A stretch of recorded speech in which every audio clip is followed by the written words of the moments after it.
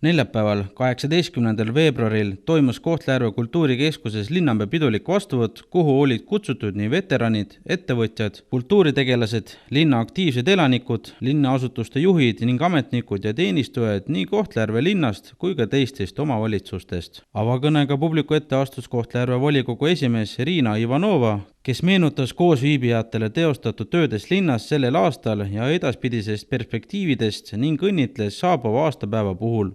Seejärel astusid lavale Peterburi Nikolai Rimski-Korsakovi nimelise muusikakolledži AR Pauljavitsuse nimeline sümfooniaorkester.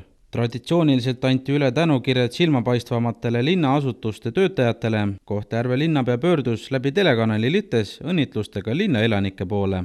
Kallid Kohtla-Järve linna elanikud, mul on väga hea meel tervitada teid aastapäeva puhul. Soovin teile õnne, tervist, jõudu, jaksu ja kõige paremaid. Ürituse lõpetas pidulik furšett.